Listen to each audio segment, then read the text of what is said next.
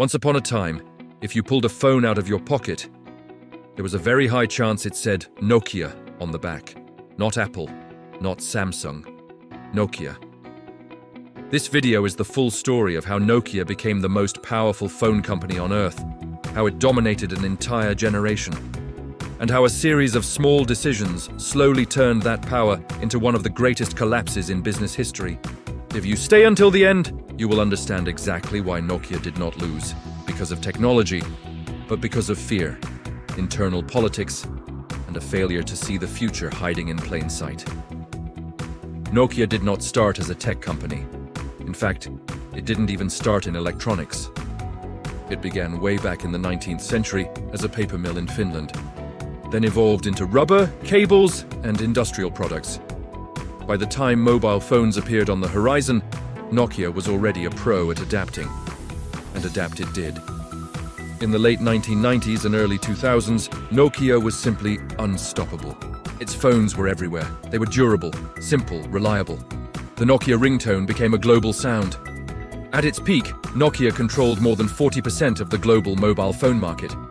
Let that sink in. Almost 1 out of every 2 phones sold in the entire world was a Nokia. Nokia wasn't just winning, it was defining the industry. While others were busy experimenting, Nokia was perfecting scale. Its supply chain was an absolute masterpiece, completely unmatched. Its brand was trusted by millions, and its engineers were some of the best in the world. Inside the company, there was this quiet confidence that bordered on absolute certainty. Nokia truly believed it would always lead. Then something changed. In 2007, a man, or let me call him a genius, named Steve Jobs, walked on stage and introduced the iPhone. At first, Nokia didn't panic. Internally, many executives dismissed it as a toy. They said the battery life was weak, there was no physical keyboard, and it was ridiculously expensive. From Nokia's point of view, this was not a serious threat. But what Nokia completely failed to understand was that the iPhone was not just a phone. It was a new way of thinking about software, user experience, and ecosystems. Apple wasn't competing on hardware alone, it was building a platform. Inside Nokia, the warning signs were flashing. Engineers saw the danger coming. Designers pushed for radical change.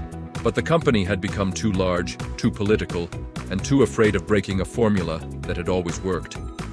Middle managers were scared to deliver bad news to their bosses.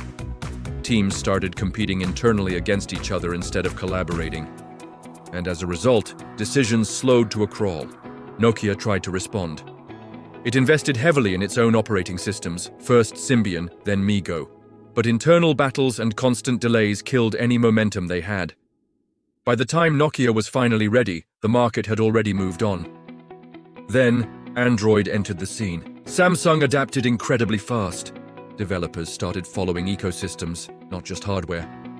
Nokia was still building great phones, but great phones were no longer enough. By 2010, Nokia's market share was in a freefall. The company made a desperate, last-ditch move. It partnered with Microsoft and abandoned its own platforms in favor of Windows Phone. This decision shocked employees and completely confused customers.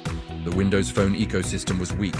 Developers stayed away, and consumers didn't follow. The decline accelerated. In 2013, in a move that shook the business world, Nokia sold its phone business to Microsoft. A company that once defined mobile communication had just exited the industry it helped create. A few years later, Microsoft would shut down the division entirely. So what really killed Nokia? Here is the business autopsy.